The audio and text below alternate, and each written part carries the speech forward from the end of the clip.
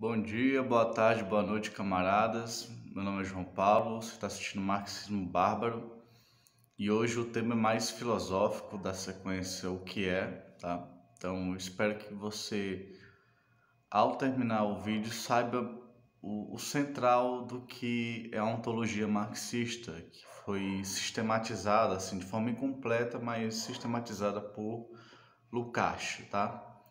E no final do vídeo eu dou uma contribuição minha, mas o central aqui é a leitura do para além da, do livro da ontologia do Lukács, tá? Para a ontologia do ser social. Então a gente vai ver a ontologia do ser social, do ser humano, né? Que nós somos animais, mas não somos como os demais animais, tá? Então assim, primeira coisa de tudo, o que é ontologia, tá? O que é ontologia? A ontologia é tratada por Aristóteles no livro A Metafísica. Então, a ontologia é uma disciplina da metafísica que estuda o ser enquanto ser. O que quer dizer isso? Quer dizer que por que o mundo é assim e não é de outra forma? Tá? Simplesmente isso. Por que o mundo é tal como é e não é de outra forma? Tá? Então, ele quer as leis gerais primeiras da realidade. Nós temos três tipos de ser, no caso. Não são três tipos de ser, na verdade, são modalidades do ser. Existe o ser, por exemplo, esse lápis é um ente, ele não é ser propriamente dito, ele é ente, ele é um objeto. O ser tem um caráter geral, tudo está dentro do ser. Nós temos o ser social, o ser biológico e o ser inorgânico, que é a não vida, né?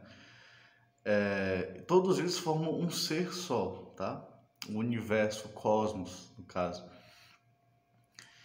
E cada um dessas modalidades de ser tem suas próprias leis gerais, tá?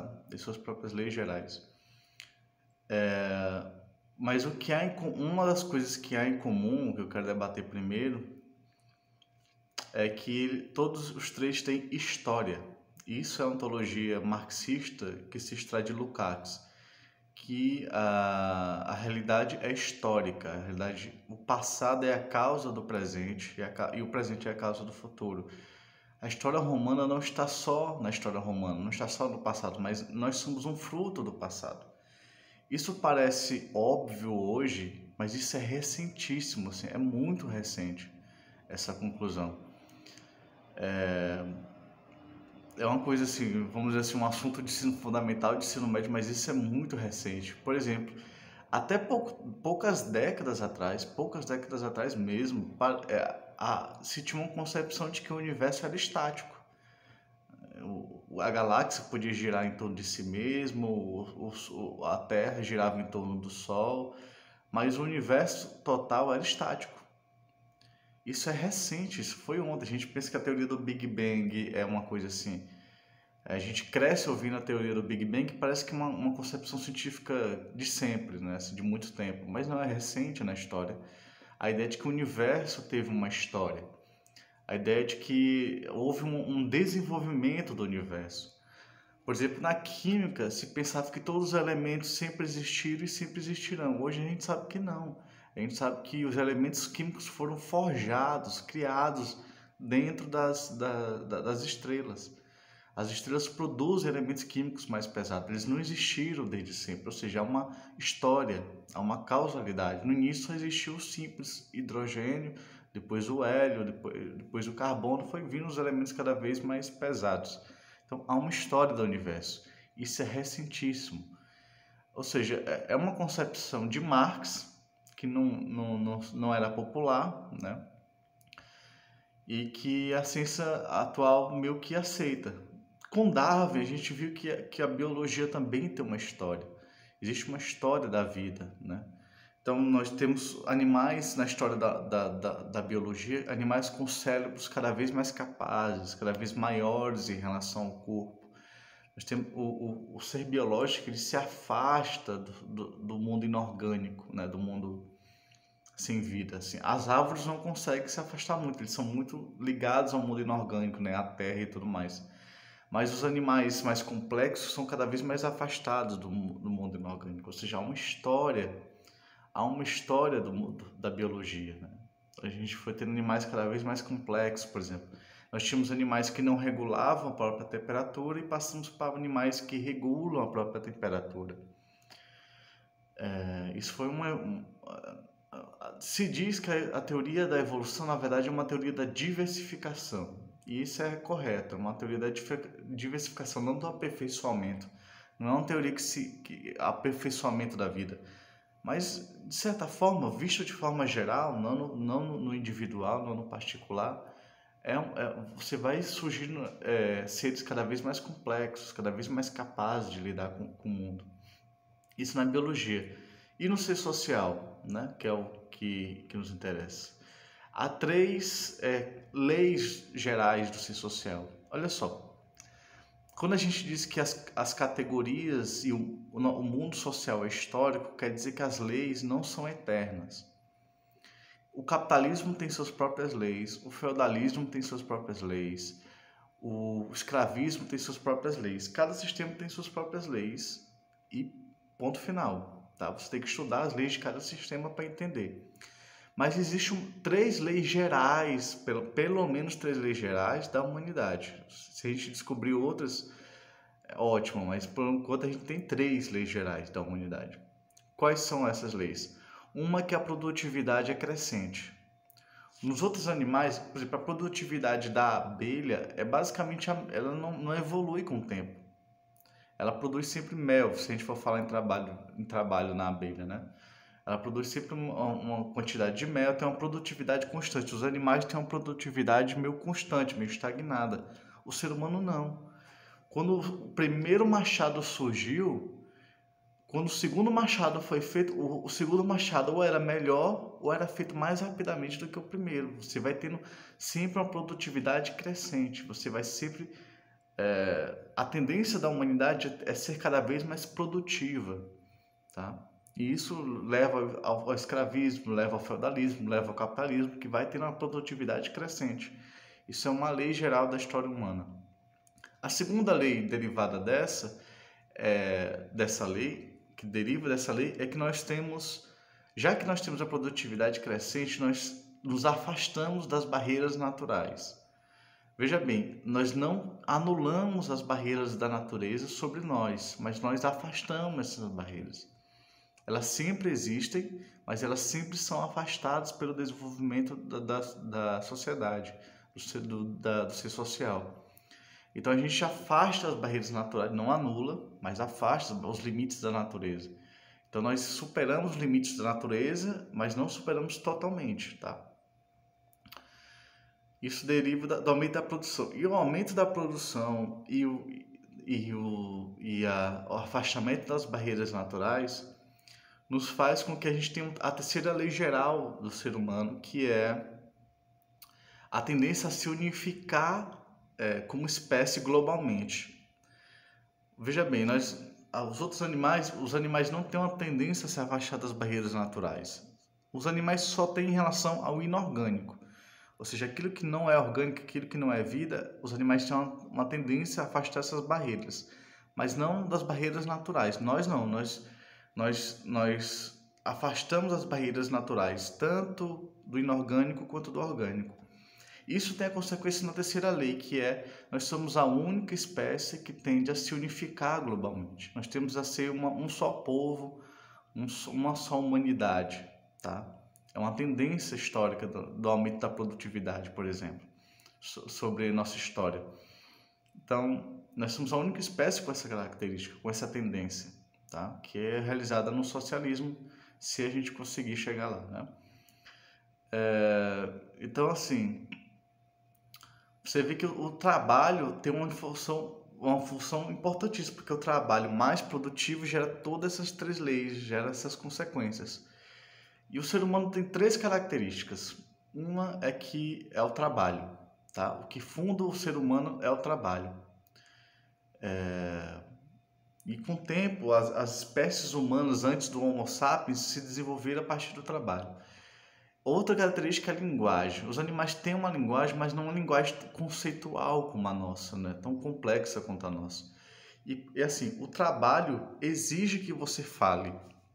O trabalho exige comunicação complexa. Porque o trabalho vai se tornando complexo.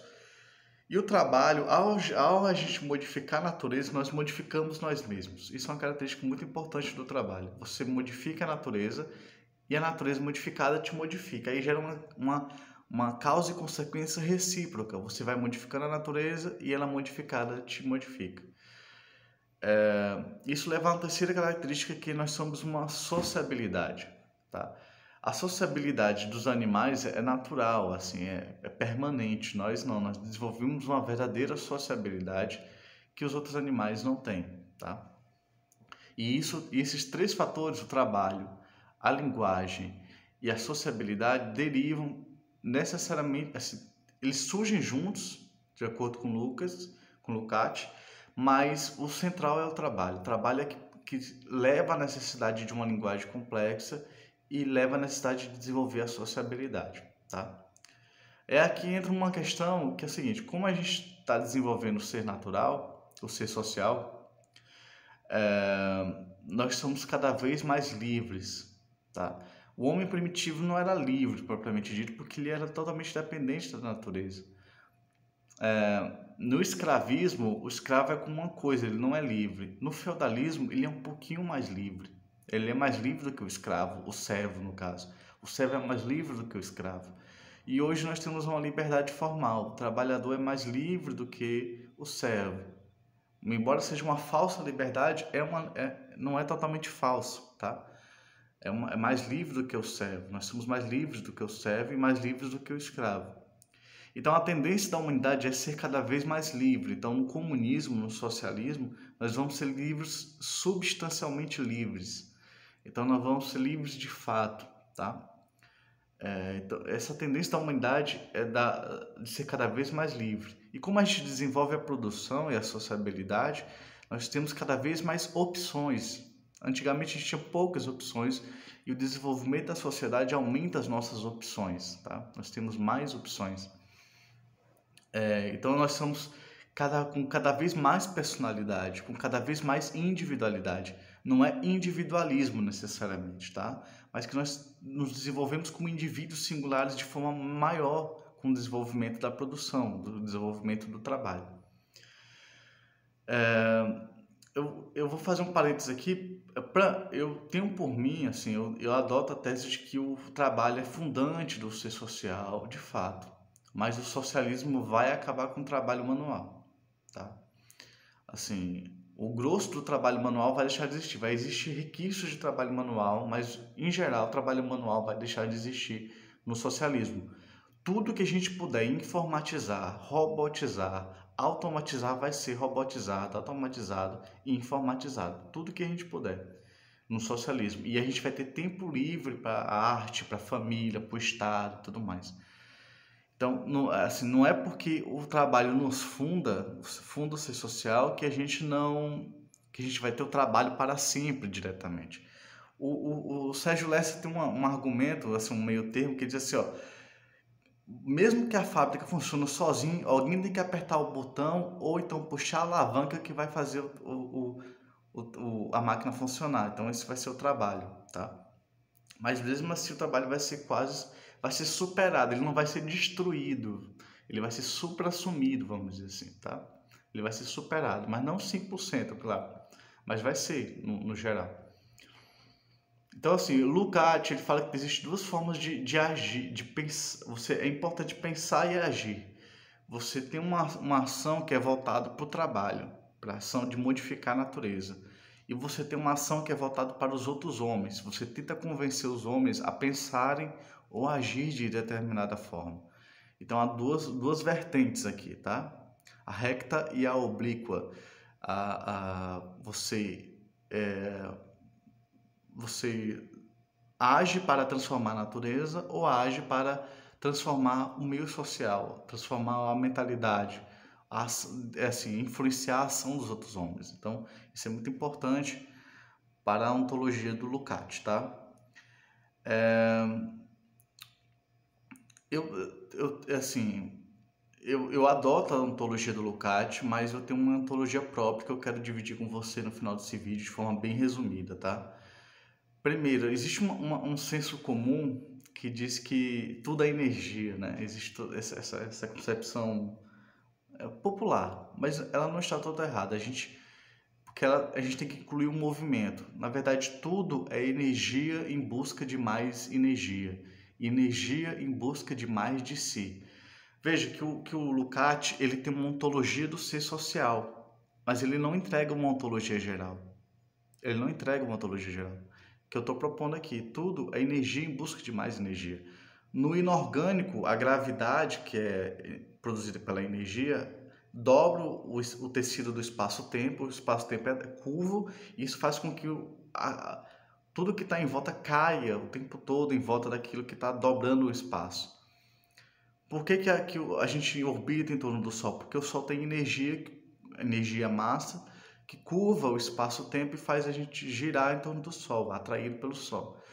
Então, veja, o Sol é energia em busca de mais energia, ele está atraindo, tá? Com a gravidade. A biologia, isso é óbvio, a biologia, todo animal, ele é de forma ativa, energia em busca de mais energia. No ser humano isso é reconhecido, mas só enquanto indivíduo e enquanto animal, porque a gente é animal e indivíduo. Mas é mais do que isso. A gente, por exemplo, não se faz civilização com alface, entende? Sendo bem claro, não se faz civilização com alface. Você tem que ter alimentos que geram muita energia, que alimentam, que dêem energia às pessoas. Então, a construção do ser social, da civilização humana, é energia em busca de mais energia também, tá? Então, o ser em geral, não só o ser social, mas as três modalidades de ser, o inorgânico, o biológico e o social, são energia em busca de mais energia, de mais de si.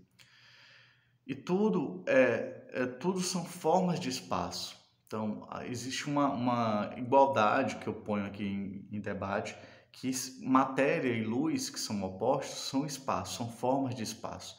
Tudo é espaço condensado, espaço concentrado, tá?